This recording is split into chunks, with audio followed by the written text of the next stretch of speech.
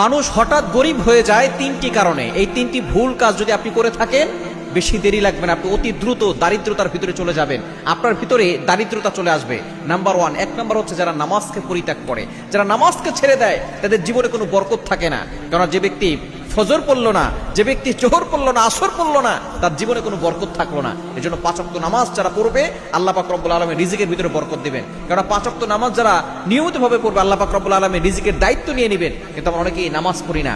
এক নাম্বার, যারা নামাজ পড়ে না, তাদের রিজিক আস্তে আস্তে কমে যায়, তারা আস্তে আস্তে দারিদ্রতার ভিতরে চলে যায়। নাম্বার 2, দ্বিতীয় নাম্বার হচ্ছে যারা অপচয় করে, আল্লাহর নিয়ামতের শুকরিয়া আদায় করে না। আল্লাহ তাআলা আপনাকে যতটুকু নিয়ামত দিয়েছেন, আপনি শুকরিয়া আদায় করবেন। সূরা ইব্রাহিমের 7 নম্বর আয়াতে রব্বুল আলামিন বলেন, লা ইন শাকারতুম লা আযীদান্নাকুম ওয়া লা ইন কাফারতুম ইন্না আযাবি লাশাদীদ। যারা নিয়ামতের শুকরিয়া আদায় করলো, আমি আল্লাহ নিয়ামতকে বাড়িয়ে দিলাম। আর যারা নিয়ামতের শুকরিয়া আদায় করবে না, আমি আল্লাহ তাআলা তাদের নিয়ামতকে ছিনিয়ে নিব। আর ইন্না আযাবি লাশাদীদ, তাদের জন্য ভয়াবহ আযাব রয়েছে। এজন্য খবরদার, আপনি কোনো নিয়ামতের অশুকরিয়া করবেন না, নিয়ামতের শুকরিয়া আদায় করবেন, তাহলে নিয়ামত বাড়বে। যদি শুকরিয়া আদায় করতে না পারেন, আপনি অভাবের ভিতরে পড়ে যাবেন। এবং 3 নাম্বার, যারা হারাম খায়, যারা সুদ খায়, ঘুষ খায়, আস্তে আস্তে দেখবেন, যদিও দেখা যাচ্ছে টাকার মানেই, কিন্তু দেখবেন তারা আস্তে আস্তে দারিদ্রতার ভিতরে চলে যাবে। এজন্য অবশ্যই এই 3টি ভুল কাজ কখনো করবেন না।